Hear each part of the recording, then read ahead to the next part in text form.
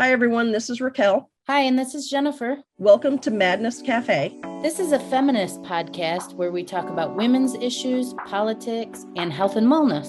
And where those issues intersect. Hey, everybody. Welcome back to Madness Cafe. Today, we're going to talk about a very timely topic, women in politics, specifically in the United States. And so to prepare for today's episode, I just looked things up a little bit because, I kind of know this, but, I wanted to just be sure. So according to the Gender Parity Index, as of 2022, the United States is outranked by 25 other countries as far as women in leadership in political, economic, and social criteria. We are outranked by Moldova, Rwanda, Namibia, and Sweden, and a whole host of others. But one organization that is doing a really awesome job at trying to change that whole situation is Emily's List. And Emily's List works to elect Democratic pro-choice women up and down the ballot and across the country with a goal of fighting for our rights and communities by recruiting and training candidates, building strong campaigns, researching the issues that impact women and families, and running one of the largest independent expenditure operations for Democrats. Today, our guest is Christina Reynolds, who joined Emily's List after nearly 2 decades of experience as a communications and research strategist. A lifelong fighter for progressive causes, she has managed large-scale press operations from the campaign trail to the White House. Christina spent most of her career in campaigns and politics, serving as Deputy Communications Director at Hillary for America, White House Director of Media Affairs and Special Assistant to President Obama, Director of Rapid Response at Obama for America, Research and Policy Director at the Democratic Congressional Campaign Committee during the 2006 midterms, senior roles in several presidential and Senate campaigns, and Deputy Research Director at the Democratic National Committee. She also worked in strategic communications and public affairs at the Global Strategy Group and the Glover Park Group. A proud Tar Heel and Marine brat, Christina studied journalism and political science at the University of North Carolina at Chapel Hill. She is also the co-author with Emily's List former president Stephanie Shriak of Run to Win, Lessons in Leadership for Women Changing the World. Oh my God. Christina, you are amazing. Thank you so much for being with us today. I am so excited to be with you today, and thank you for that kind introduction. I'm sorry you had to go through it all. It's I have spent most of my life in campaigns, and the thing about campaigns is they're short, so you have a lot of jobs. But I have been in Emily's List for the longest part of my career, and I am so excited to talk about what it means for women in politics, the challenges they face, what we can all do to help, and why it matters. And so I'm so grateful to be talking to you all today, because those statistics that you mentioned are real and are depressing, and we need to fix them. Yes, we do. A little depressing. A little bit. Hey, Christina, who is this Emily person? Great question. There is no Emily, is the fun fact. Emily is actually an acronym. It stands for Early Money is Like Yeast, because it's dough rise. So Emily's List was created nearly 40 years ago at a point when, again, only 40 years ago, no Democratic woman had ever been elected to the Senate of her own right. And when you think about that, that's not that long ago. No, it's not. That's really depressing. There are a number of stats that are still depressing. For example, right now, our Emily's List former president, LaVonza Butler, only became the third Black woman to serve in the U.S. Senate. Ugh. In history of the U.S. Senate. You mentioned the book that our former president, Stephanie Shriak, and I wrote together. And one of my fun statistics, I'm using fun with air quotes, but is still true, is that there have actually been more episodes of Grey's Anatomy than women elected to Congress over the history of this country. That's why Emily's List exists. Nearly 40 years ago, our founder, Ellen Malcolm, looked around and she kept seeing women come close, but not quite get there, because the establishment, the Democratic establishment would say, oh no, we don't think a woman can win. And by saying it, they made it true. And Mhm. she thought, well, we just watched a couple of women come within a couple of points, right, of Senate races. So what if we raised money for them? And she had 25 of her friends come to her house, and she said, bring your Rolodexes. For anyone listening who doesn't know what a Rolodex is, it's your contact phone in physical form. I have to explain that now. She said, bring your Rolodexes, and we're going to write everyone we know, and we're going to ask for $100 check for a group that we're going to form, and $100 check for Barbara Mikulski, who was running to be senator from Maryland. At the time, they called her Bake Sale Barb, because that's how she raised a lot of her money. They raised money for Barbara Mikulski. And in doing so, they showed that if you actually raised some of that money early and you gave them the support, it turns out women are electable. They're just as electable. And when they get in office, they do amazing things. And that's the thing we never want to lose. In the course of, that for those 40 years, Emily's List now, we work in races up and down the ballot, as you mentioned, and across the country. We're very proud to have been with, for example, Vice President Kamala Harris in her first local race, when she was running for DA, and then as Attorney General, and then as Senate, and now with her as she runs for Vice President. But we're proud to have been with and helped elect over 1,700 women in the course of our history. And we want to see so many more. And we do it because it matters, right? I mean, Mhm. there's something to be said for your government should look like the people it governs. Yeah.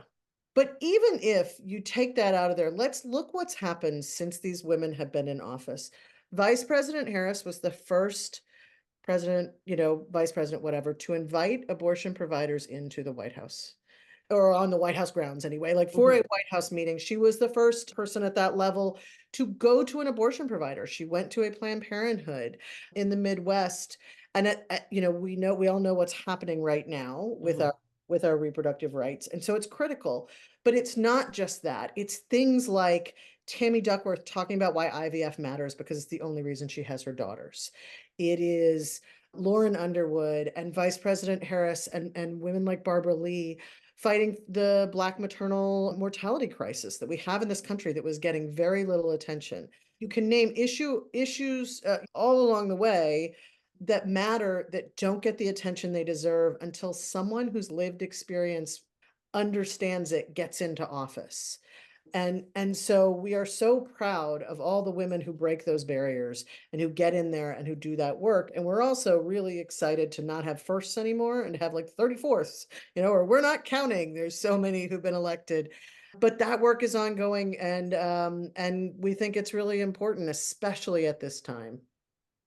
Now, are all the candidates that Emily represents, number one, women, and number two, are they all pro-choice? Yes. So we have three criteria. And listen, I think there should be more women in office, period. We support pro-choice Democratic women. So those are the three criteria, those are three criteria that you have to meet. We also, we look under the hood. We make sure, are you running a campaign that, Mhm. that's a productive and solid campaign? Do we think you have a path to victory? Because we have a community of 5 million people, and we have donors who are giving $5, $10 here and there. That money matters to them. And we want to Mhm. make sure that we are telling people, yes, we think this candidate is doing the work they need to do. So those are the three criteria. And I would argue, I started in politics when the way we talked about, as Democrats, the way we talked about abortion was we wanted it to be safe, legal, and rare, right? Mhm. When Mhm. my first race was in North Carolina, where I still live, and we didn't talk about abortion, right? Yeah. Okay, you'll mostly take the right votes if you get in office, but you hope nobody brings it up. It was almost like a third rail issue.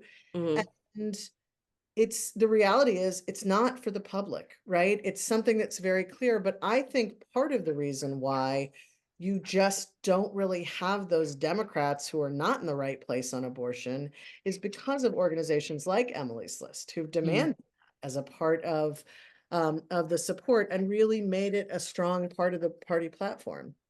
You mentioned something just then that kind of piqued my interest a little bit. You Mm, mentioned path to victory. yes. Now, one thing that I always think about with anybody running for any office is I think people worry about if they can win. Sure. Are they the perfect candidate? Yep. Or they think, oh, well, I've got this thing in my closet or this skeleton, or I'm not perfect, or I've got an issue with whatever, or I filed for bankruptcy, or which was an Right. issue that was used against Stacey Abrams, like all these things. How do you guys define path to victory? Because that used to be defined very differently. And aren't we Yep. trying to fight against the quote unquote path to victory? Yeah. Well, what I would argue is we are trying to fight against the old, very prescriptive, there's only one path to victory. Right. Okay. We Okay. are arguing there are many paths to victory. One of the biggest things that we want to know is, are you willing to do the work to learn the things you need to learn? Because Okay. we truly believe so many women, you see this all the time. There are the studies and whatever that say that, like, a woman, if there are 10 requirements for a job, a woman feels like she has to have all 10 of them. Yep. And more. I got a couple, I'm ready to go, right? Yep. I'll learn as I go. And that's, for years, that's been true of candidates. There's a reason why the first two women in their 20s, you can be elected to the US House as long as you're 25 when you take off. Okay. That's the only age requirement. And yet, the first two women in their 20s were elected in 2018, was AOC and Abby Hmm. Finkenauer in Iowa. I think it was like 120 men going back to the 1790s, right? We have been electing men in their 20s, like, because we have historically, men can have potential, women have to have met their potential, right? Mm, There's a lot of really interesting research out there. The Barbara Lee Family Foundation does a lot of this. Women have to be both experienced and likable. Men, Hmm. one or the other. You see this, I would argue, in, for example, Bernie Sanders versus Pete Buttigieg, right? Yeah. Whereas Amy Klobuchar and Kirsten Gillibrand, and Elizabeth Warren, all of those women had to try and be both, even Hmm. though what does likable mean, right? We can talk about that. But no, what we're looking for is not that you fit in what it used to mean, right? Which was that you Okay. came up a certain way. You were probably a lawyer, right? You came from money, or you had money that you could give to the campaign. Nope. It's that, are you willing to learn what you need to learn? Anyone Okay. can raise money, and we've been proving this lately. We do a lot of training with staff and a lot of training with candidates on how to go through your contacts and sort of, we call it Rolodexing, right? Who do you know? How do you reach out to your communities? And working with the staff to learn how to do that, because money is a part of politics these days. Hmm. Run a campaign is hard. But it's not saying you must be wealthy to do it, right? We had Okay. some of our biggest fundraisers in, for example, 2018 or 2020 were people who, like, came from the military or had always served in federal government. They didn't have rich friends, right? They weren't from rich Hmm. parts of the country, but they did the work and they were willing to learn. And they didn't stop with this idea of, oh, but I didn't go to an Ivy League, for example, or, I Hmm. didn't. And that's not what we look at. We look at, do you have a story to tell?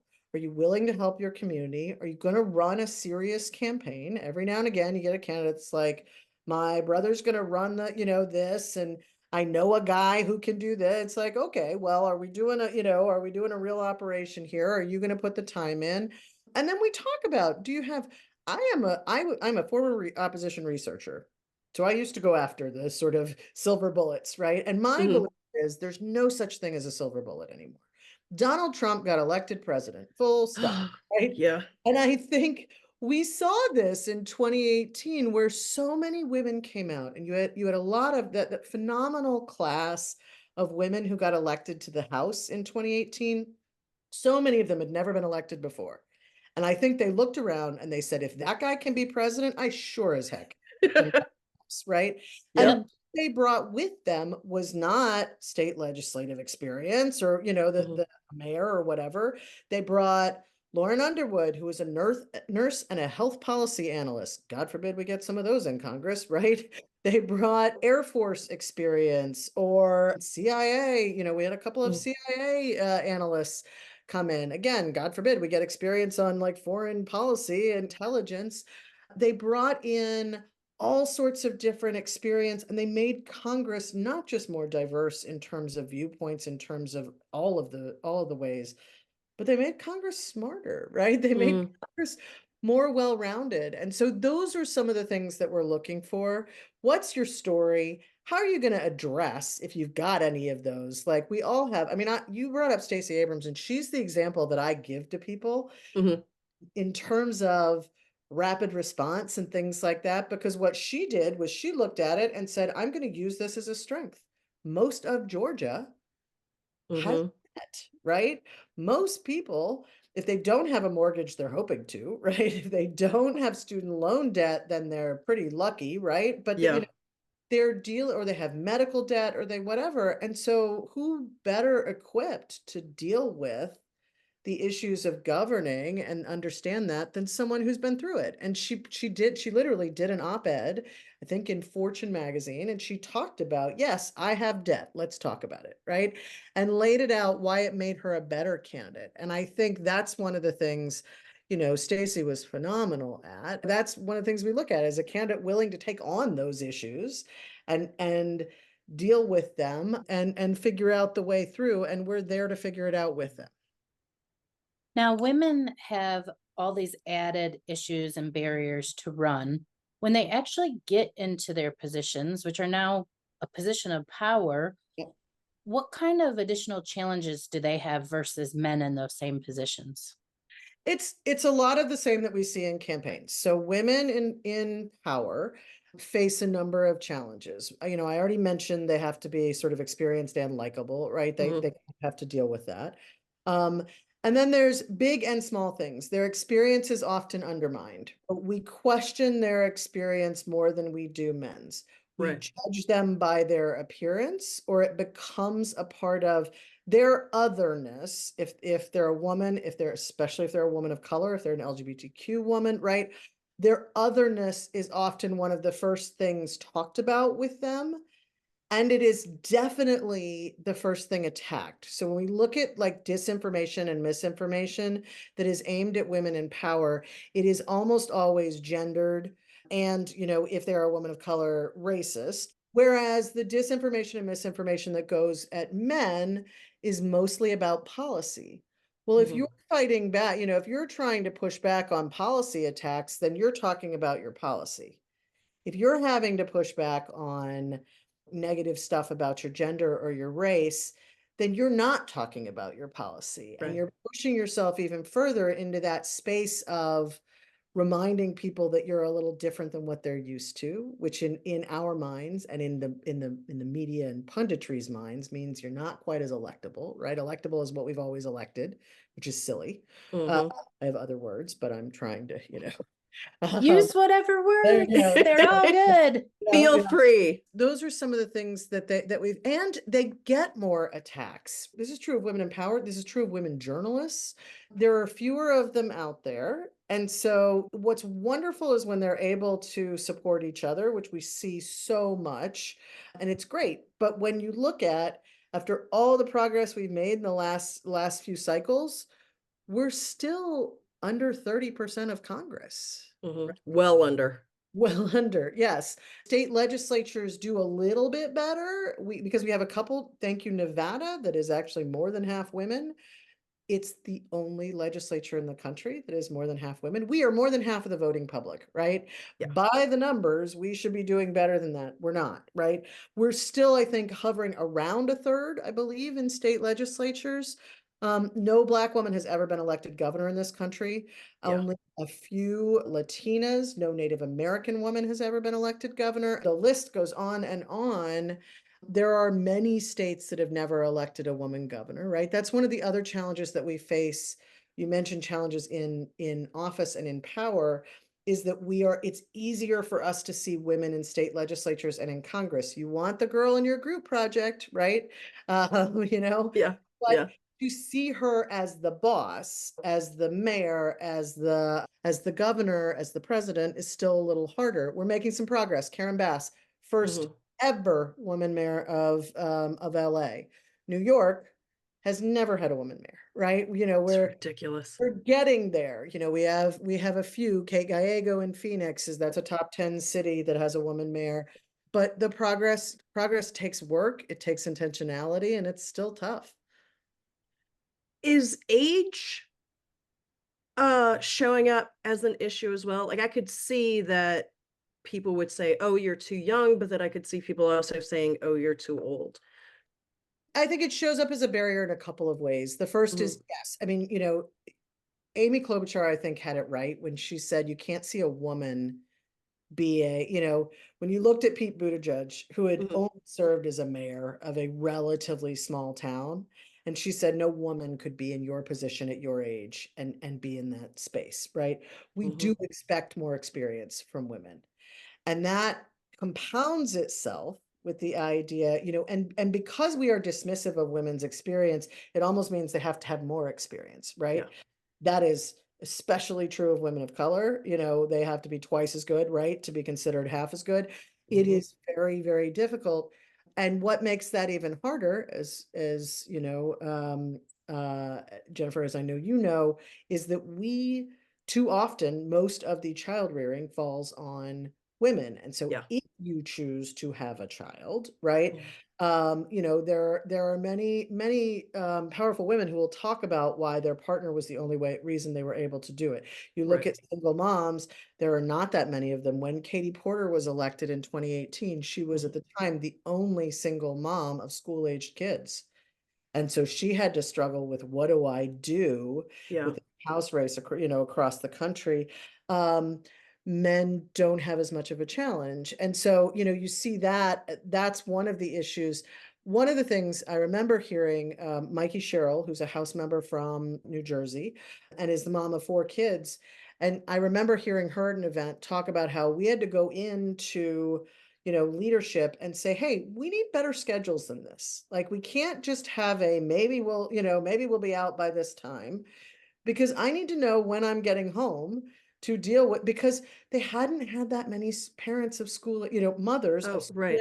kids until, fairly recently. So it's getting better, but that's still hard. It's also hard on the campaign trail, Mhm. because it was not until very recently that you could declare childcare as a campaign expense. Yeah. Wow. Yep. Yeah, yeah. When you think about it, of course you should be able to do that, right? Right. Going to a campaign event and you need care for your child. But Luba Gretchen Shirley, who is running in New York, had to go through this whole process and kind of sue the FEC and get them to make a ruling that was initially just for her, and then they've since broadened it out. That's one of the challenges that we face, and it impacts, obviously, the younger you are, the less likely you are to have that financial ability to do that. Mhm. Also gets to be a challenge when you think about running for offices, especially for federal offices, basically a full-time job. Yeah. How many of us can say, I'm not going to have a job for a year plus? Right. It Right. Right. it has recently been, the FEC has said that you can pay yourself, like, you still have to raise that money into your campaign, but you can pay yourself a reasonable salary. We still have people who attack their opponents for it. And we're like, what if we don't do that? Right? What if we Yeah. stop, what if we let them say this is a full-time job and they can do that? There are state legislatures in this country that pay nothing. There are state legislatures that pay a per diem, and that's all. Mhm. So when you think about women who often bear the brunt of some of that childcare, but also face a pay gap, it Mhm. matters, right? And that's why Yeah. you Yeah. then you have to get a little older, because you got to at least get the kids in school, or you got to get, you have to have a little more financial stability and things like that. And it's less of a challenge for men. That is interesting. I've never thought about it in that regard. Yeah. Yeah. Yeah. Well, and you think about too, like if you don't live in, like if you're running for a seat where you have to go to like the head of your county or the head of your state, Mhm. or you have to go to DC, then you have to have not only the ability to, yeah, 2 homes, Yes. but then you have to have the ability to get back and Yep. forth, Yep. and who's taking care of your kids while you're gone, Yep. or I mean, there's so many other things involved with it that we don't really hear about Yeah, until somebody brings it up. Like, I right. remember AOC bringing up, like, hey, I have to get all new clothes for this Yep, job. First of all, I shouldn't be criticized because I had to get some new clothes and that they happen to be nice. Because guess what? I'm representing my yep, district, so I should look nice. yep. But then there was another, and I'm so sorry, I can't remember the guy's name, but Right. he's a fairly young guy. And he was like, I have to get an apartment up here now. Yeah. I don't even know if I'm gonna be able to do it, and for a while, I think he said he was, like, sleeping on friends' couches. Oh, that was probably Maxwell Frost, who's the first Gen Z member of Congress. But Yes, yes, that's who it was, yes, yeah. yeah, and, what I think is fantastic about I'll credit I don't often talk about the dudes, but I'll credit Maxwell Frost for talking about that. DC is one of the most expensive markets in the country, and so Mhm, look at it and we say, "Well, members of Congress make almost $200,000 a year. Great." They also have to maintain, most of them, 2 households.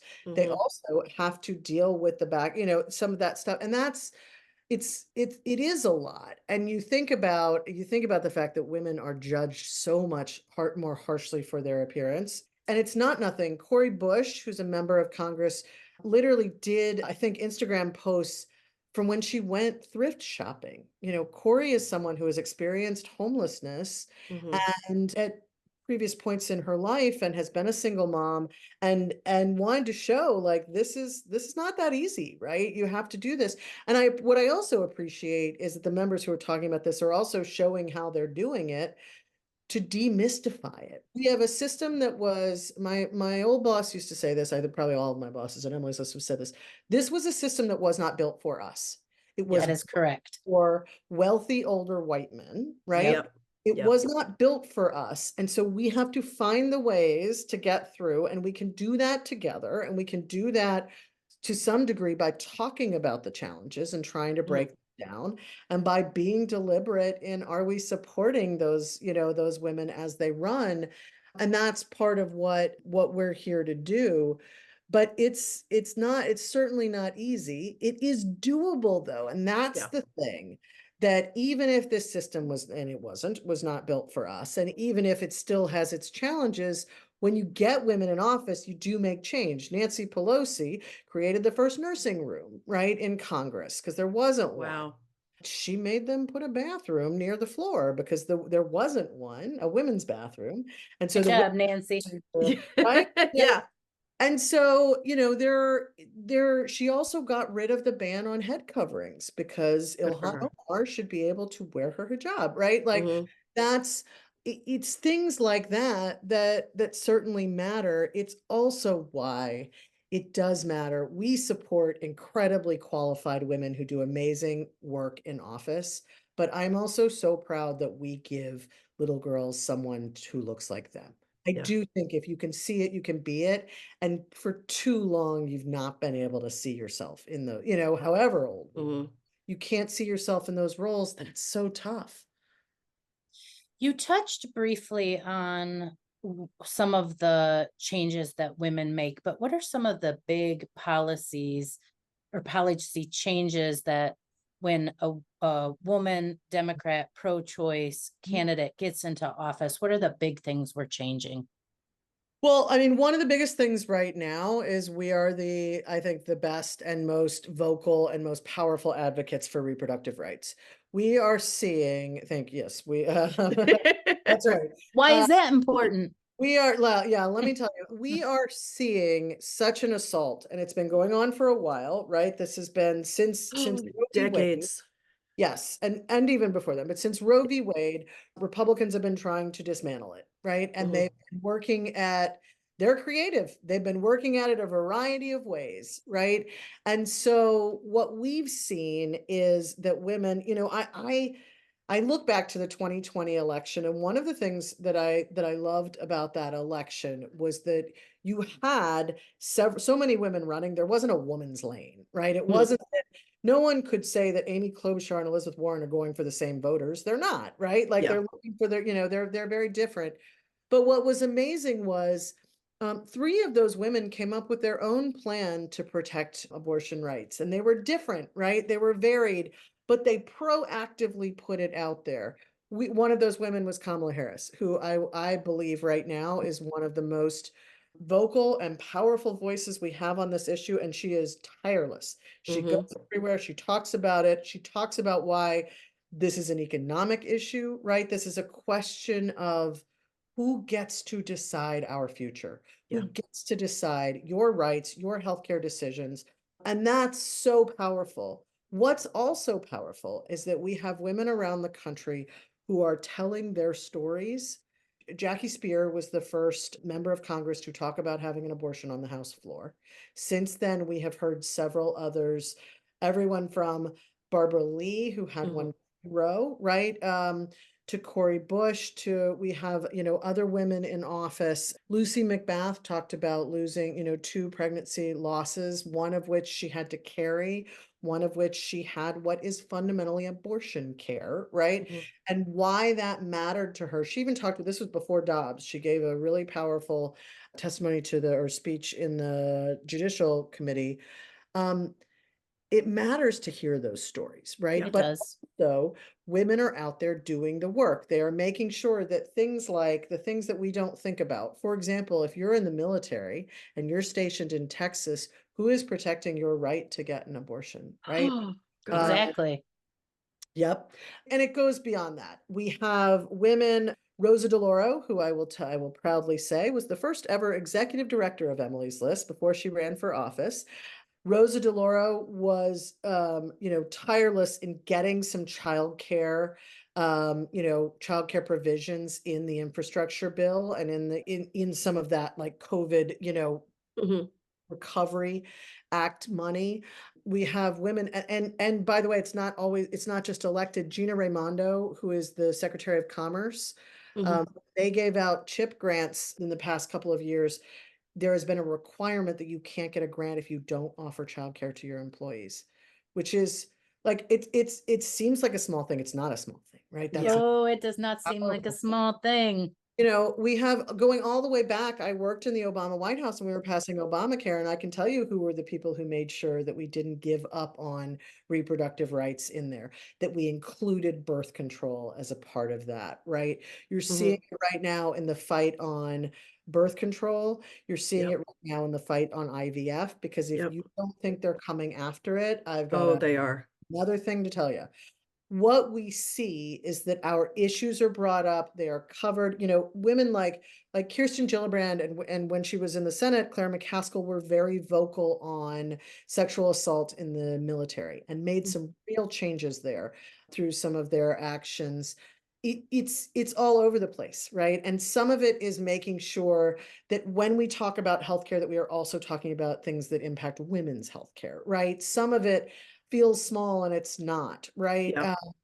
But all of that has an impact and ensures that our voices are in those halls of power where they have.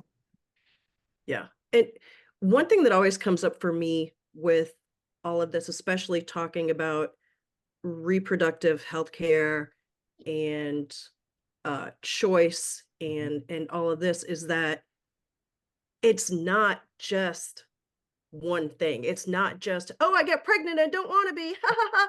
Or, right. I mean, it's there's so much involved in this that I think that the way that it's been talked about and the way that the conversation around abortion and pro-choice and reproductive rights, the way that that conversation has been structured for so long, it leaves out so much.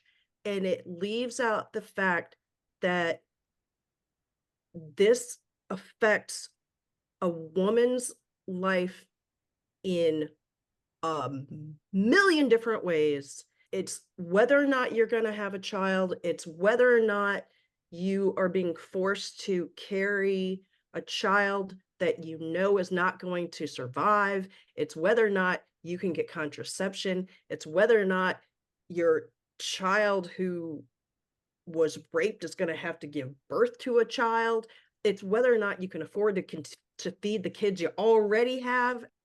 It's a much broader conversation, and Yes. I'm just so glad that people are starting to have the broader conversation, and that Emily's List is part of making that conversation open up. I am too. And it's like, this is what gets me out of bed every day, right? Is Mhm. that we are at a point where Republicans, there are two cases before the Supreme Court right now that Mhm. will be decided in the next few months. One of them is about mifepristone, one of the abortion Mhm. medications, which is very safe. It Yeah. was, deemed safe by the FDA 20 years ago, and is safer than most of the stuff in your medicine cabinet, right? Safer than Viagra. Safer than Viagra, that's for sure. And Republicans are so determined to, like I said, they're creative, give them credit for Mhm. that, right? Mhm. They're so determined to take away this right that they are trying to overturn this decision for purely political, political and their control, right? Ways that will impact all 50 states. If Yeah. mifepristone goes away, that is where the majority of abortions happen through medication abortion, and it is incredibly challenging and is countrywide, right? The other case is, I think it has a more narrow impact, but we should be aware of this is what's at stake. The other case is about they're called EMTALA. Really, it's an emergency care ban, and what it is there were states that said, we have outlawed abortion. And so if you are dying and the only thing to save your life is an abortion, we should not have to give you one. And the Biden administration says, no, yes, you should. You should have to save someone's life. Yeah. And there are states that sued that said, no, we shouldn't, right? That's where we are. That's where part of this debate is. And so what we're seeing right now is it is fundamentally, you take all of it, everything you said is absolutely true. And what it all comes down to is, do you get to make decisions about your own healthcare, about your own Mhm. life, with whomever you choose, with your doctor, with your family, with your church, whatever you want to do, right? But do Mhm. you get to make that decision, or does the government get to control it because they think that this is bad? That's something that to me is a very easy call. Mhm. And the more stories we hear, the more voters understand that too. You don't get to 80%, which is where we are, right? High 70s, low 80% of people, depending on exactly how you poll the question, but you don't get to that number for anything these days, right? Right. But Right. that's how many people believe that fundamentally you should get to decide. And the reason for that is that, even if you think, I don't love abortion, but I've heard Kate Cox's story Mhm. of where, some judges in Texas decided she should lose her fertility rather than, and have to carry um, a non-viable fetus, Right. which is also, I can't imagine, right? Psychologically damaging and all the things. Or they hear Brittany Watts's story, who was a woman who went to a Catholic hospital Yeah. and miscarried in the bathroom, and they tried to charge her, right? These things, and the impact is not just these specific laws, even. What we're seeing is that many doctors don't want to go practice in states with some of these bans.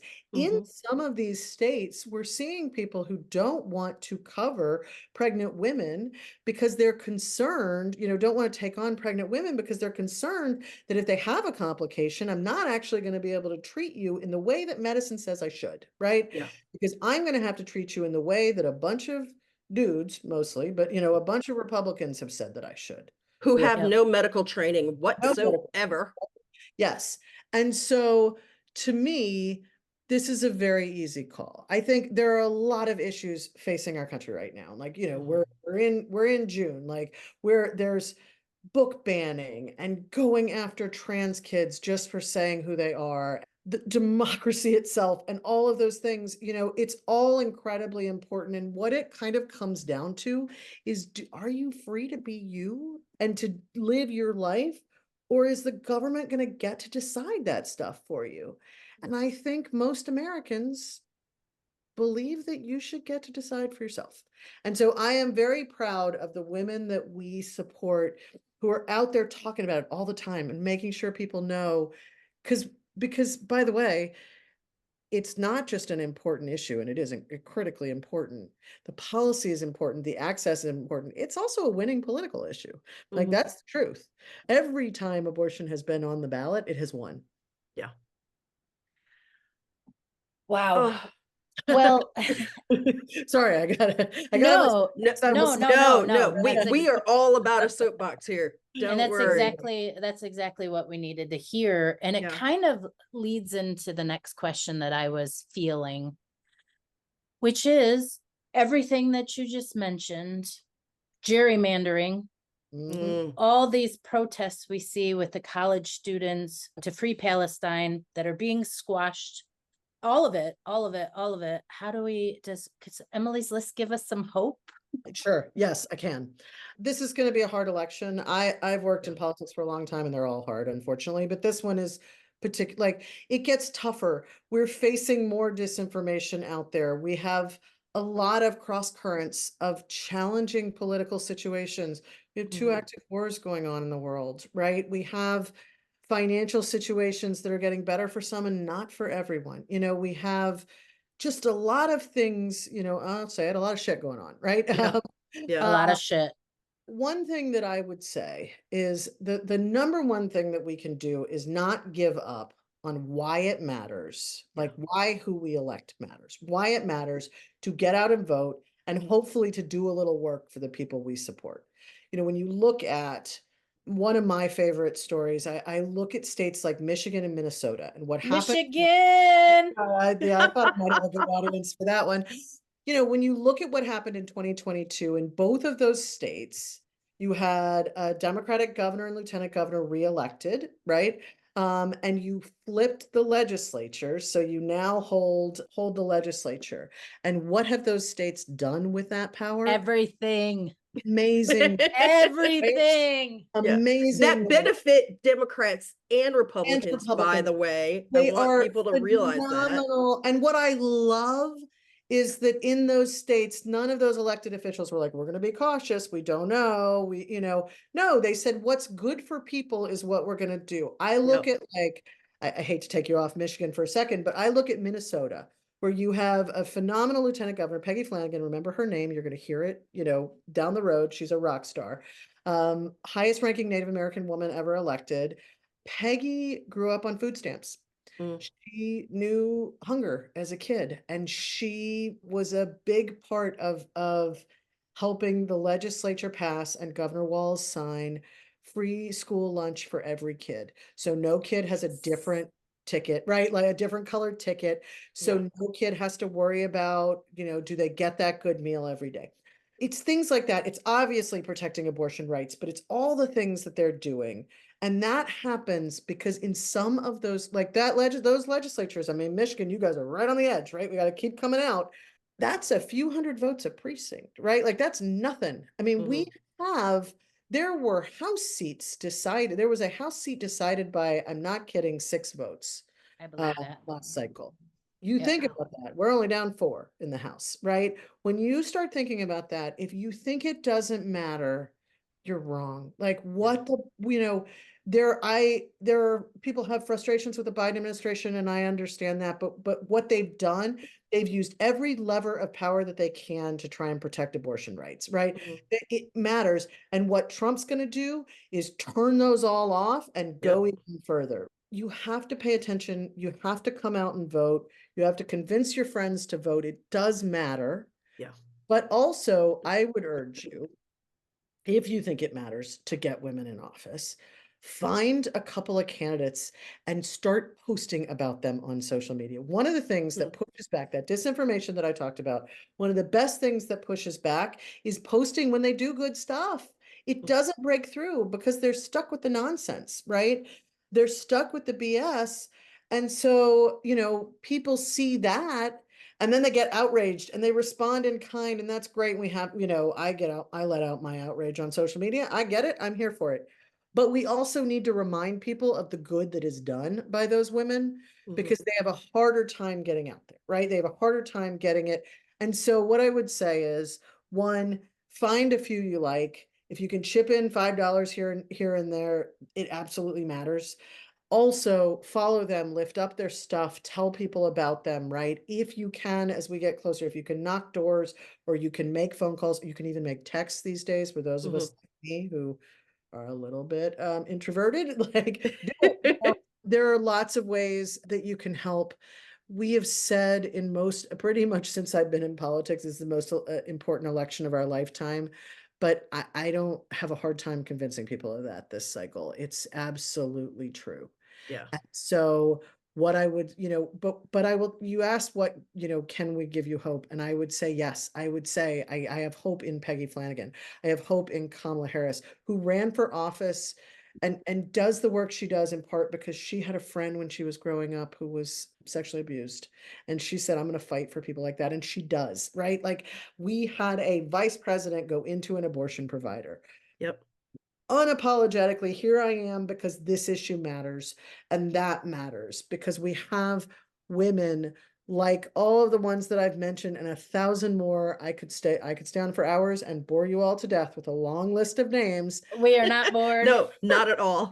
But I can tell you that's what gives me hope every day is that there are so many amazing people doing the work at the local level, at the state level, and at the federal level. And they need our support. We need to get them back. We can flip the House. We can hold the Senate. It's tough, but we can do it. We have to protect the White House. And Yes. we gotta, listen, Arizona, for example, where Katie Hobbs, we have a Democratic governor.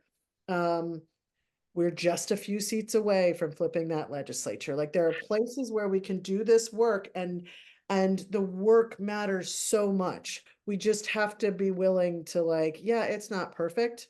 There's no one you agree with 100% of the time in your life. That's the truth. I mean, I don't know. I don't, but there's always something that I think you like onions. I don't, you don't like reality TV. I can get behind some Real Housewives, but like, what are your things that you believe most strongly in? And if it is something like abortion rights, if it is voting rights, if it is democracy, there are some candidates that really need your support right now. And I hope that people will go and do it. Wow.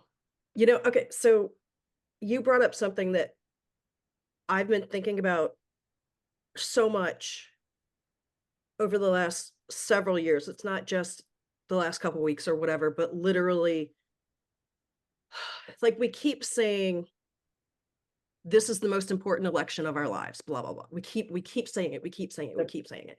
Yep.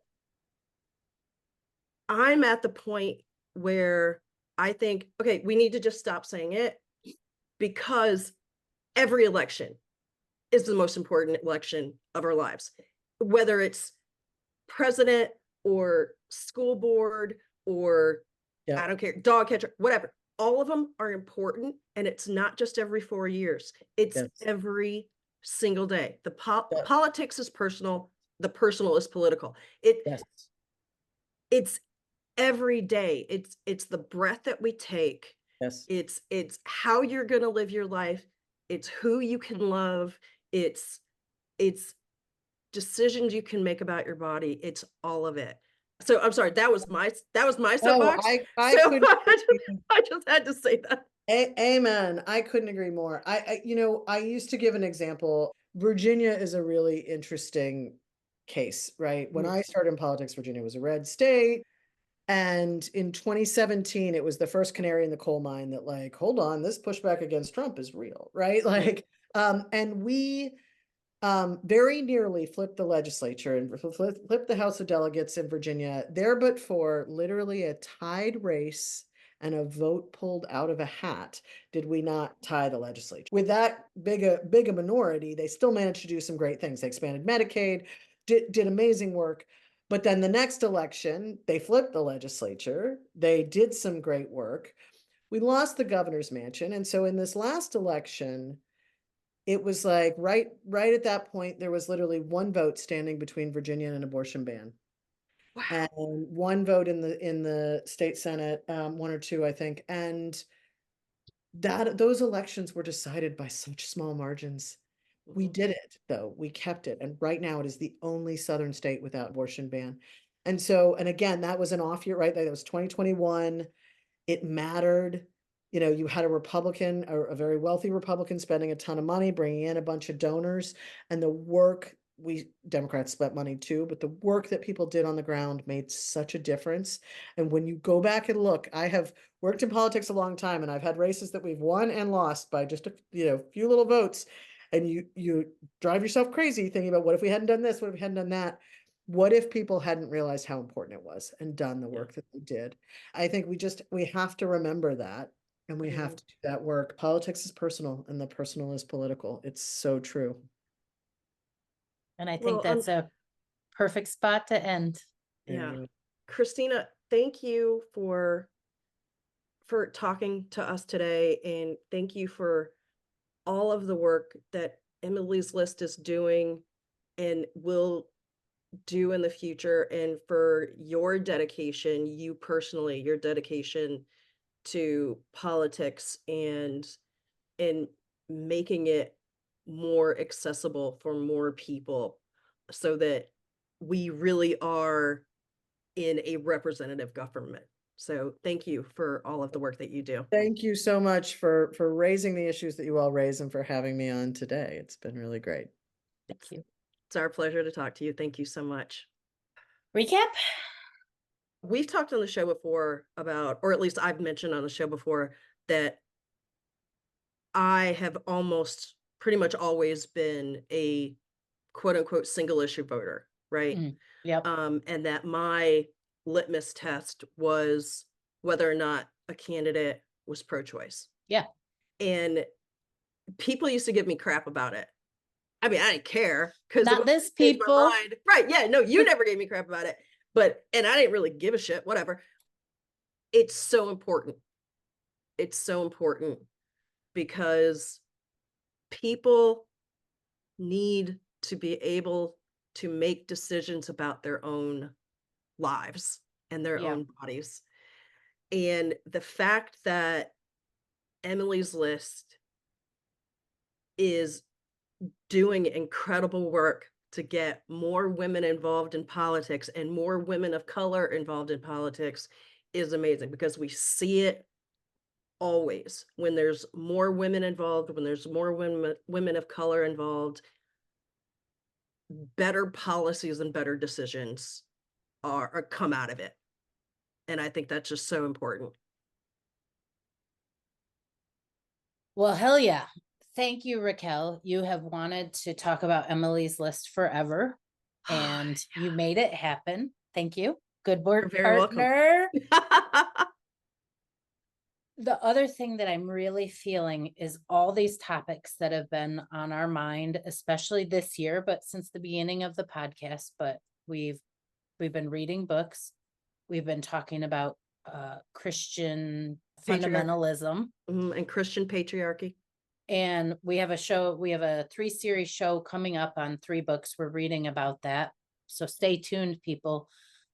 But how that is fundamentally tied to this side of where one part of the country wants to go. It's about a woman's worth. It's about my worth, Christina's worth, your worth, all of our worth, individually and collectively. It's about our worth. And it's about this small percentage of our country that wants to tell us that our worth is subservient to a man's. Yeah. That's not what did Christina say? High 70%, low 80% of the population is with us on this issue. Yeah. And yet there's so much political power the other way, or there has been in the past, by, I hate to say it, but by electing the old white patriarchal man into the system to do the things the way that they've always been done. These men that don't even understand what abortion is. They don't even understand how a woman's body works, for God's sake. Good point.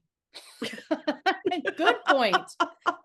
I mean, they do think that there's only one hole and we pee and do everything else out of it. Exactly. Right? If you just close your legs, then the baby won't come out.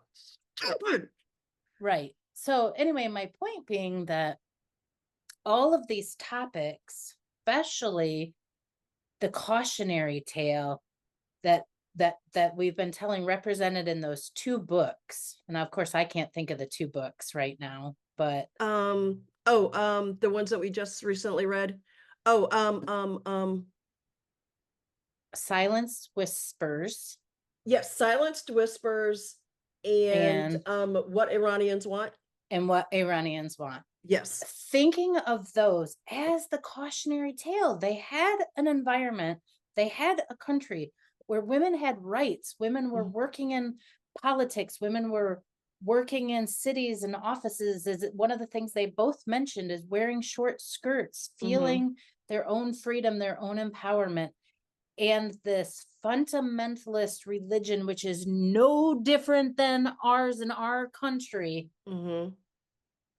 decided no, women shouldn't have these rights. We should control what people do. And men, don't you think that they don't want to take your rights away too? It's just a little bit more undercover. Yeah, but they'll come for you next. Don't worry. Come knocking on your door because they want to control how everybody they want to lives control their life. It's control. It's all about controlling other people. It's fundamentalism. And it's controlling everything about other people. Right. Like, not just can you have an abortion, it's, are you allowed to love who you love? Are you allowed to live the way you want to live? Are you allowed to live where you want to live? Are you allowed to read what you want to read? People, it's not just, can a woman decide that she just doesn't want to be pregnant anymore? It's so much more than that. It's so much more than that. But that fundamental right, they take that and then they chip away. And people, this is those books we've been reading. They are a cautionary tale to wake the fuck up. Yeah, wake up. Wake up, people. Learn your history. Learn why we're so passionate about this. Learn why people are fighting so hard for this. There was a time when we didn't have the rights that we have now. And it wasn't that long ago, people. It wasn't that long ago. Oh, and what Christina was talking about when she was mentioning that women in politics, there are very few women who are single mothers. So you both were talking about all the things that happen when abortion rights are taken away. But one of the things that I was thinking that we didn't mention was maybe even the fundamental right of a woman to get an education. Yep. Because if you are young and encumbered with children, and you don't have a job and you don't have a way to make money and you don't have an education to get more money, you're in some ways like beholden to this man that is the father of your children. And that power differential, even if you're in the most loving and gracious of relationships, there's still a power differential if someone else is supporting you and your children. Yeah. And not allowing you to learn what you need to learn or what you just want to learn. What you need to learn, pursue your own desires, make your own money, have your own credit card, own your own home, become a politician because you want some control of your own fate. I mean, it is such a huge issue. And I really feel like the root of the other side in this country is Christian fundamentalism. And I think that we just need to wake up to that. I feel very strongly after all the work we've done this year, Raquel.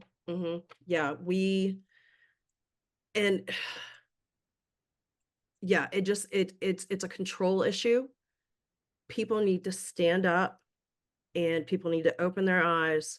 People need to not just open their eyes to the fact that these things are happening and will continue to happen if we don't do anything, but to also open their eyes to the fact that they can do something about it. You don't have to be a perfect candidate, quote unquote, anymore. You don't have to be some rich old white guy to get elected. You don't have to be a lawyer to get elected to office. You don't even have to be elected to office to make a difference. You can make a difference in so many different ways. Support other people who are deciding to run for office. Like Christina was saying, shed a light on the good things the people that you support are doing. Yeah, I like know? that. Yeah, I mean, that's amazing. And it doesn't take much. We can all have an impact. If you want to run for a seat, whether it's seat on the school board, seat on the library board, seat on whatever, but you're like, oh, but I'm not perfect. You don't have to be. You have a desire to do something. You have a desire to affect some change. Learn what you need to learn. There are organizations, Emily's List for one, that will train you to know what you need to know and how to run a campaign. Don't let the fact that you're like, oh, I'm not perfect and oh, I don't know what to do. Guess what? There are organizations out there that will help you so that you can do what you need to do to affect change. Oh God, you're pointing at me. You never know. I Run, might. Raquel, run, Yeah. Raquel, run. I might. You never know. You never know. Thanks But again, Raquel. What a great conversation. I'm glad that you pursued talking about this topic. thank you. Thank Yeah. you. Bye, Raquel. Bye, Jennifer. Thanks everyone for listening today. We will be back with more Madness Cafe next week. You can find us on Instagram at Madness Cafe Podcast or email us at madnesscafepodcast@gmail.com. Bye.